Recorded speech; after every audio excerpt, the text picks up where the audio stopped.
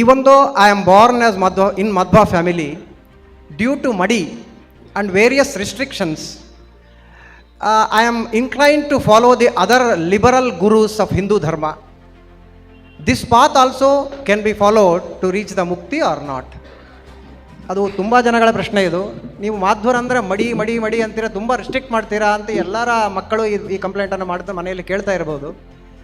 ಇದಕ್ಕೆ ತುಂಬ ಜನ ಪ್ರಶ್ನೆ ಮಾಡ್ತಾರೆ. ಹಾಗಾಗಿ ಶ್ರೀಪಾದ ಅಂಗಳವರು ಈಗ ಈ ರಿಸ್ಟ್ರಿಕ್ಷನ್ದಿಂದ ನಾವು ಹಿಂದೆ ಹೊಡಿತಾ ಇದ್ದೇವೇನೋ ಅಂತ ಒಂದು ಪ್ರಶ್ನೆ ಇದೆ.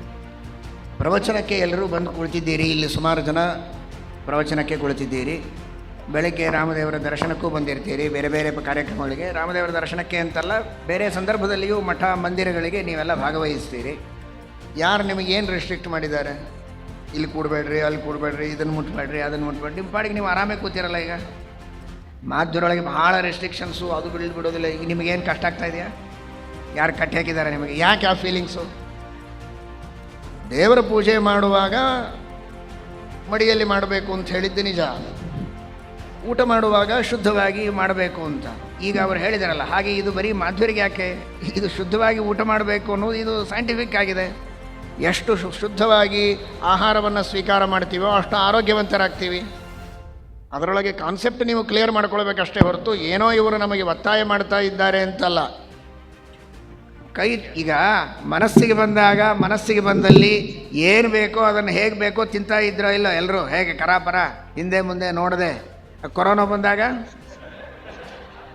ಆಗೇನು ಮಡಿ ಹೇಳಿದ್ದು ಮಾಧ್ವರ ಸೈಂಟಿಸ್ಟ, ಆವಾಗೆಲ್ಲ ಮಡಿ ಮಾಡ್ಲಿಕ್ಕೆ ಬಂತು. 2 ಸಲ ತೊಳಿರಿ, 3 ಸಲ ತೊಳಿರಿ,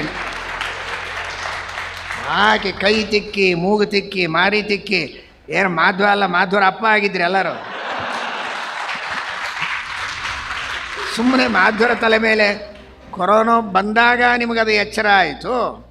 ಅಂಥದ್ದು ಬರೋದೇ ಬೇಡ ಅನ್ನೋದಕ್ಕೆ ಯಾವಾಗಲೂ ಎಚ್ಚರ ವಹಿಸ್ರಿ ಅಂತ ಶಾಸ್ತ್ರ ಹೇಳಿದೆ, ತಪ್ಪೇ ಹೇಳಿದೆ ಅಷ್ಟೇ. ಅದು ಬಿಟ್ಟರೆ ಸಾಧನೆ ಮಾಡುವುದಕ್ಕೆ, ದೇವರ ಭಜನೆ ಮಾಡಲಿಕ್ಕೆ, ಸ್ಮರಣೆ ಮಾಡಲಿಕ್ಕೆ, ಪ್ರವಚನ ಕೇಳಲಿಕ್ಕೆ, ಎಲ್ಲರೂ ಸೇರಿ ಪರೋಪಕಾರ ಮಾಡಲಿಕ್ಕೆ ಯಾವ ಮಡಿ ರೆಸ್ಟ್ರಿಕ್ಷನ್ಸ್ ಇದೆ? ಎಲ್ಲರೂ ಓಪನ್ ಆಗಿ ಇರಬಹುದಲ್ಲ, ಇದ್ದೀವಲ್ಲ. ಈಗ ಸುಮ್ಮನೆ ತಪ್ಪು ಕಲ್ಪನೆ ಅದು. ಆ ಥರ ಯಾವ ರೆಸ್ಟ್ರಿಕ್ಷನ್ಸು ಇಲ್ಲ. ಎಲ್ಲಿ ರೆಸ್ಟ್ರಿಕ್ಷನ್ಸ್ ಇದೆ ಅದು ಕಂಪಲ್ಸರಿ ಮಾಡಬೇಕಾದದ್ದು ನಿಮ್ಮ ಒಳ್ಳೆಯದಕ್ಕೆ, ಮಾಡಲೇಬೇಕು. ಏನು ಈ ಆಪ್ರೇಷನ್ ಥಿಯೇಟ್ರ್ ಹೋಪ್ಲೆಸ್ಸು, ಏನು ಎಷ್ಟು ರೆಸ್ಟ್ರಿಕ್ಷನ್ಸು?